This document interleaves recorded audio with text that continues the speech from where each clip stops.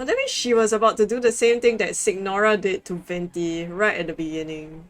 She was about to like literally like plunge her hand into Furina and just like rip the gnosis from her. Under some kind of curse?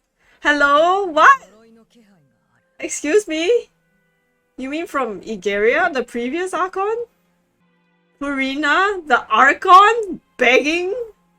Not begging, like, I mean, of course she doesn't know that it's a Harbinger, but like, literally just begging not to die? Oh my god. Okay. Holy shit. Like, literally an Archon, like, even Venti, it's hard to imagine Venti begging someone, you know? Like, please don't kill me, please, I'm begging you. Like, even Venti, who, you know, acts weaker than he supposedly is. And like, even, okay, maybe not even Venti, maybe even like Nahida, you know, she has that kind of aura, you know, she gives off that godly aura, and it's hard to imagine Nahida as well begging someone not to kill her. I don't know, like Nahida is a new, relatively new Archon, so she, and you know, with that whole fiasco in Sumeru, like she's not as powerful yet, but she's getting there.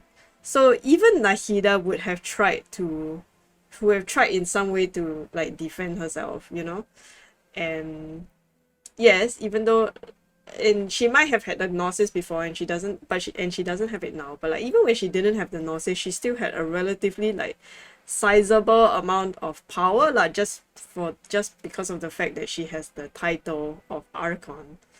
And she would have at least tried, she would have tried to defend herself, number one, and I think she would have been able to put up a reasonable fight if, you know, if something like this ever happened to her. But like Furina doesn't even try to defend herself, just immediately goes to begging, you know, doesn't try to fight, she doesn't try to, you know, summon whatever powers that she has or whatever. She just straight up, it's just like, please don't kill me, please, you know, completely defenseless. Which is like, what? You know, like, does she really have no, you know, is what Alachino said real? Like, she has some kind of curse? Does she really have zero power at all, even with the title of Archon? Like, sure, yes, Alachino's the fourth of the Harbingers. She's pretty strong. She's stronger than all the other Harbingers we've seen so far. Scaramouche, Signora, Chow, she's stronger than all of them. Fair enough. But to have power to assassinate an Archon? And for this Archon to be so completely helpless and defenseless that she can't even attempt to protect herself? Like, what? You know, like, just what is Furina exactly? Just how powerful is Alachino exactly as well? And actually, like, talking about Venti, this also kind of reminds me of, yeah, so we know that right at the beginning, this is very, very long time ago, but like, Signora ripped, literally she ripped the gnosis from Venti, right? But it kind of makes you wonder also, like, if Venti kind of planned for it to happen. Like, I feel like Venti kind of he's got the smarts, you know, like he's able to figure things out. I mean, he's the animal Archon. He's able to pick up on things, right? He has the title of Archon. He's actually pretty like sharp, even though he tries to act dumb. So now I'm wondering, like, did Venti allow his gnosis to get stolen?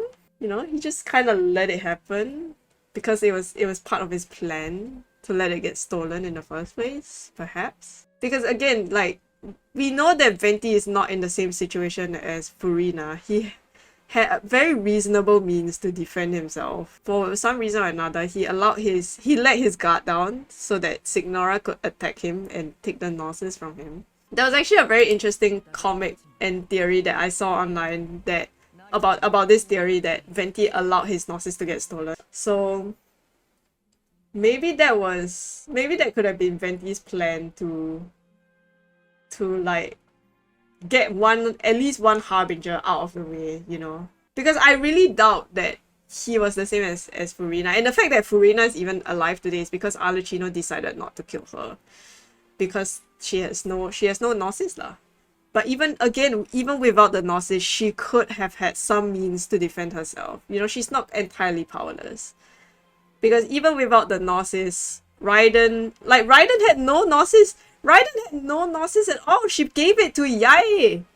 And she is still able to smite Signora. So again, Venti could have easily protected himself, but he probably decided and chose not to. And Furina also could have easily protected herself in some way or another. Sure, maybe she could have lost to Arlecchino because Arlecchino is stronger than Signora. We don't know. She could have lost, but she could have still put up a fight, but which she didn't. So now the question is, why did Furina not put up this fight? From what we've seen of her, we can't, it's hard to believe that she, you know, intended for this to happen the same way Venti did. It's hard to think that she has some kind of plan, just like Venti does. It's hard, I don't know, it's hard to think, to consider that. And even Arlecchino has some doubts. You see, there's something wrong with this Hydro Archon. Why does she not defend herself? Why she can't? You know, why can't she defend herself is the bigger question here, which I think we are going to find out very soon.